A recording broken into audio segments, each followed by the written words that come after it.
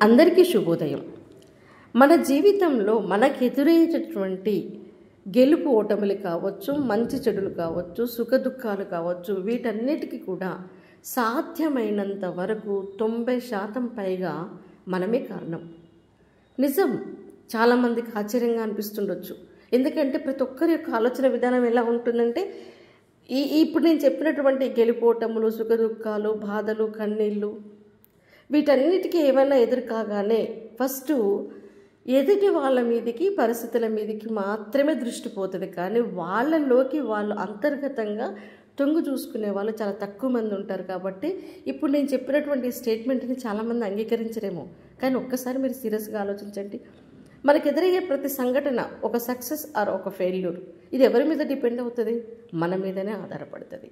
ఒక మంచి చెడు సాధ్యమైనంత వరకు మనం తీసుకున్న నిర్ణయాలు, మన ఆలోచన విధానం, మనం స్పందించే విధానం, మనము ఎదుటి వాళ్ళని పట్టించుకునే విధానము, ఇవి అన్నీ కూడా మన విల్ పవర్, టోటల్గా ప్రతి జరిగేటువంటి ప్రతి దానికి సెంటర్ పాయింట్ మనమే. నిజంగా చెప్పాలంటే జీవితాన్ని చాలామంది ఇప్పుడు మీకు అనిపిస్తుండొచ్చు, కొంతమంది ఎంత సీరియస్గా ఆలోచించాలా జీవితం గురించి, హాయిగా గడిపేయమని చాలామంది చెప్పిస్తున్నారు కదా అని. బట్ నేనేమంటాను అంటే జీవితాన్ని సీరియస్గా తీసుకుంటూ హాయిగా గడపాలి అంటాను. సీరియస్గా తీసుకుంటూ హాయిగా గడపడం ఏంటి అంటే, ఎప్పుడైనా సరే లైఫ్ని మనం ఎంత సీరియస్గా తీసుకుంటే మనకు లైఫ్ అంతా హాయిగా ఉంటుంది.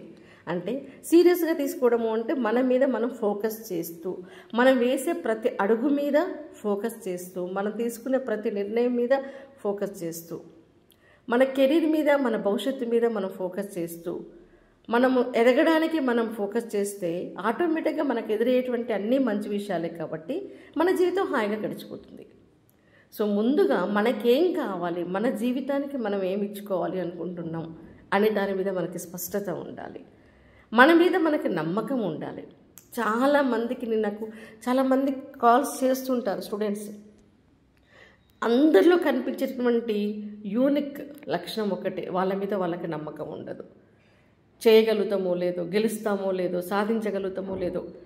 బ్రతుకు అంటే ఒక ఉద్యోగం ఒక్కటే కాదు, అన్ని రంగాల గురించి ఇప్పుడు నేను మాట్లాడుతున్నాను. ప్రైవేట్ రంగం కావచ్చు, ప్రభుత్వ రంగం కావచ్చు, గవర్నమెంట్ ఉద్యోగం కావచ్చు, ప్రభుత్వ ఉద్యోగం కావచ్చు, ఒక బిజినెస్ కావచ్చు, ఎంటర్ప్రెన్యూర్స్ కావచ్చు, ఏదైనా సరే అన్ని రంగాల్లో కూడా మన మీద మనకు నమ్మకం ఉన్నప్పుడు ఏమవుతుందంటే, ఇతరుల యొక్క జోక్యం, ఇతరుల గురించినటువంటి మాటలు మనం తగ్గిస్తాం. ఎప్పుడైనా సరే మన మీద మనం ఫోకస్ తగ్గించినప్పుడు ఆటోమేటిక్గా ఇతరుల గురించి ఎక్కువ ఆలోచిస్తాం. ఇతరుల గురించి ఆలోచించేటప్పుడు మన మీద మనం ఫోకస్ తగ్గిస్తాం. ముందుగా మనం గెలవాలి అంటే ఇతరుల గురించి జోక్యం మనకు అనవసరం, ఇతరుల గురించి మాట్లాడడం కూడా మనకు అనవసరం. అంతేకాకుండా ఇతరుల యొక్క మాటల్ని ఎంతవరకు పట్టించుకోవాలి. మన చుట్టూ ఉన్నటువంటి వాళ్ళు మనం భయపడుతున్నా కొద్దీ మనల్ని భయపెట్టే వాళ్ళే ఎక్కువ ఉంటారు. మనం అడిగేస్తుంటే వెనక్కి లాగే వాళ్ళే ఎక్కువ ఉంటారు. మనం ఏదైనా పని చేస్తున్నప్పుడు విమర్శించే వాళ్ళే ఎక్కువ ఉంటారు. దాని గురించి ప్రతికూలమైనటువంటి మాటలు మాట్లాడే వాళ్ళు చాలా తక్కువ మంది ఉంటారు. ఇక్కడే నీ నిర్ణయం, నువ్వు తీసుకున్నటువంటి అడుగు, నువ్వు స్పందించే విధానము అనేది నీ సక్సెస్ని నిర్ణయిస్తుంది. ఎదుటి వాళ్ళ మాటలను మనం ఎంతవరకు అవసరమో అంతవరకు మాత్రమే పట్టించుకోవాలి. మనం భయపడుతున్న కొద్దీ మనల్ని భయపెట్టే వాళ్ళే ఎక్కువ ఉంటారు. కాబట్టి ఏ విషయంలో కూడా నీ మీద నీకు నమ్మకం ఉన్నప్పుడు ఆటోమేటిక్గా నువ్వు వేసే అడుగుల మీద నీకు భయం ఉండదు. అందుకే నేను చెప్తున్నాను, ఫస్ట్ మన మీద మనకు కాన్ఫిడెన్స్ అనేది చాలా చాలా ఇంపార్టెంట్.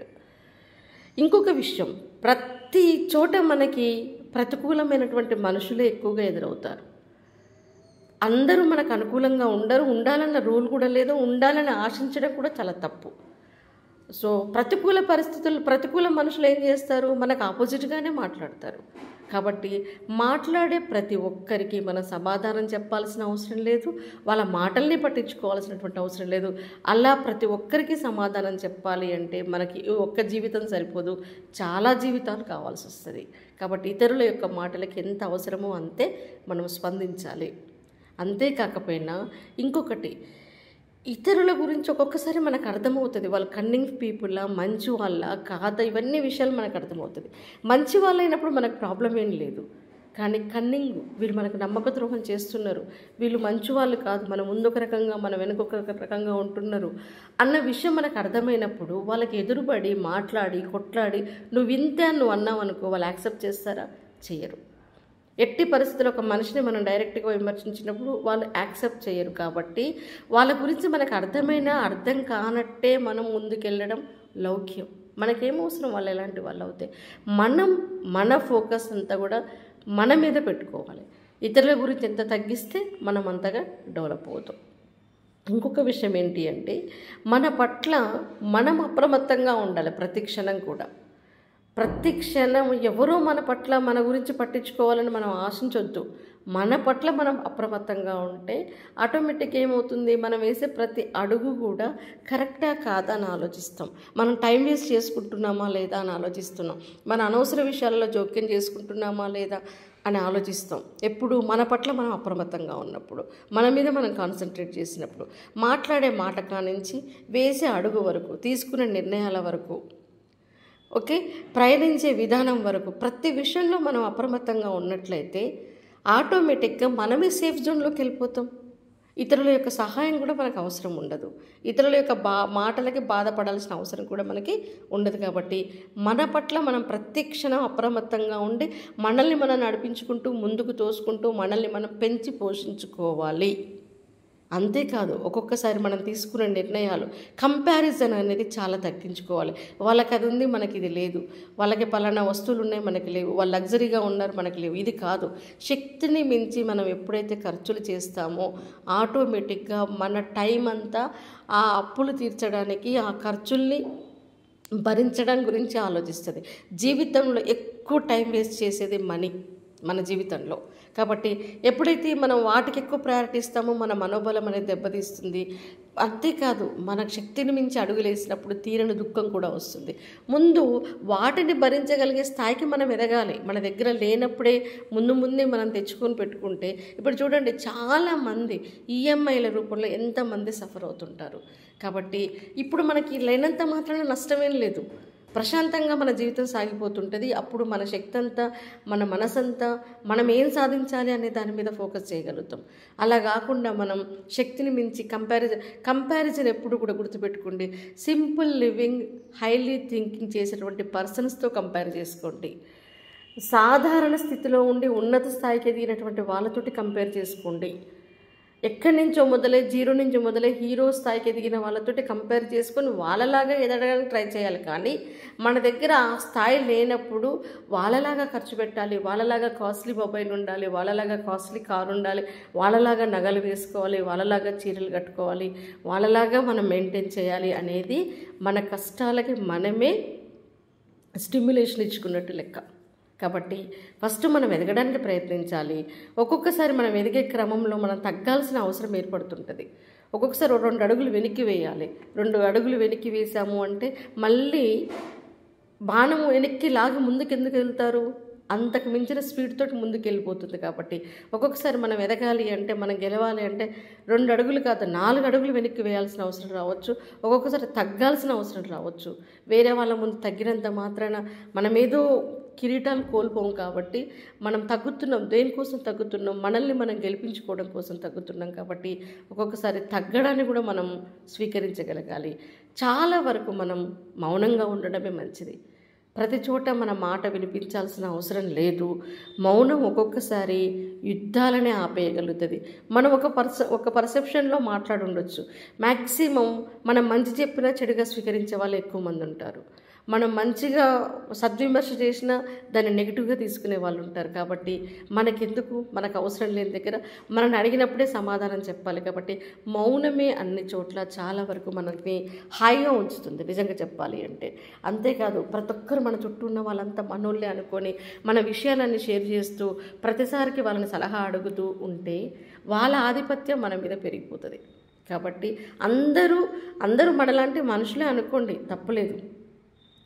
ఎవరికైనా సహాయం చేయాల్సిన సందర్భం వచ్చినప్పుడు వీళ్ళు మనలాంటి వాళ్ళే అని సహాయం చేయండి, తప్పులేదు. కానీ మనం మన గురించి చెప్పుకోవాల్సి వచ్చినప్పుడు, మనం సహాయం అడగాల్సి వచ్చినప్పుడు మాత్రం గుర్తుపెట్టుకోండి, ఎట్టి పరిస్థితుల్లో అందరూ మన వాళ్ళు అని మాత్రం అనుకోకండి. మన వాళ్ళు అనుకునే వాళ్ళలో మన వాళ్ళు ఏ కొద్ది మంది ఉండొచ్చు, ఉండకపోవచ్చు. కాబట్టి ఇవన్నీ ఆచరిస్తే ఆటోమేటిక్గా మన లైఫ్ హాయిగా సాగిపోతుంది. అంటే ఇవన్నీ ఆచరించాలంటే ముందు లైఫ్ని మనం సీరియస్గా తీసుకోవాలి. అనుక్షణం నీ ప్రతి కదలిక నీ అధీనంలో ఉండాలి. నువ్వేం చేస్తున్నావు, ఏం మాట్లాడుతున్నావు, ఏ నిర్ణయం తీసుకుంటున్నావు, ఇవన్నీ మన అధీనంలో ఉంటే ఆటోమేటిక్గా మనం వేసే అడుగుల పట్ల అప్రమత్తంగా ఉంటే మనం సక్సెస్ బాటలో పయనిస్తున్నట్టే లెక్క.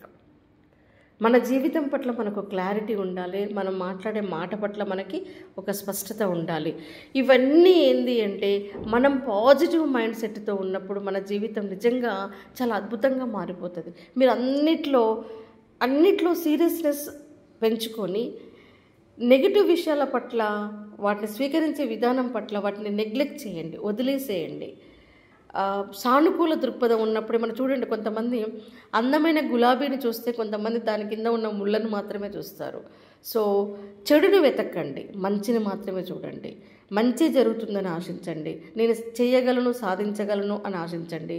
సో సానుకూల దృక్పథం అనేది చాలా చాలా ఇంపార్టెంట్. మనం ఎంత సానుకూలంగా ఉంటే, అంత పాజిటివ్గా ఉంటే మనం అంతగా సాధిస్తాము, అనుకున్నది సాధించగలుగుతాం, అనుకున్నది సాధించగలిగే మనోబలం మనకు వస్తుంది. సానుకూల దృక్పథమే మనల్ని అన్ని విషయాలలో గెలిపించేటువంటి ప్రధానమైనటువంటి ఆయుధం. సో మనం ఎంత పాజిటివ్గా ఉంటే మన మైండ్ సెట్ అంత ప్రశాంతంగా ఉండి మన ఫోకస్ అంతా మనం గెలవడం మీద పెడతాము, మనం హాయిగా జీవించడం మీద పెడతాం. కాబట్టి ఇవన్నీ సీరియస్గా తీసుకుంటేనే మీరు లైఫ్ని హాయిగా జీవించగలుగుతారు. కాబట్టి అందుకే నేను అన్నాను, జీవితాన్ని సీరియస్గా తీసుకొని హాయిగా గడపాలి. మనం జీవితాన్ని మన విషయంలో మనం సీరియస్గా తీసుకోవాలి, ఇతరుల విషయంలో కాదు, ఇతరుల మాటల విషయంలో కాదు, ప్రతికూల విషయాలలో కాదు. కాబట్టి మీ లైఫ్ని మీరు సీరియస్గా తీసుకొని మీ జీవితాన్ని మీరు గెలిపించుకోవాలి. మీ జీవితాన్ని మీరు హాయిగా ఉండేటట్లుగా చేసుకునే బాధ్యత కేవలం మీది మాత్రమే, ఇతరులు కాదు. మన సంతోషానికి మనమే బాధ్యులం. మన ఆలోచన పరిధి ఎంత విశాలమైతే మనకు సమస్యలు అంత చిన్నవిగా మారుతాయి. మన ఆలోచన పరిధి అనేది పెంచుకోవాలి, హాయిగా ఉండాలి, లైఫ్ని సీరియస్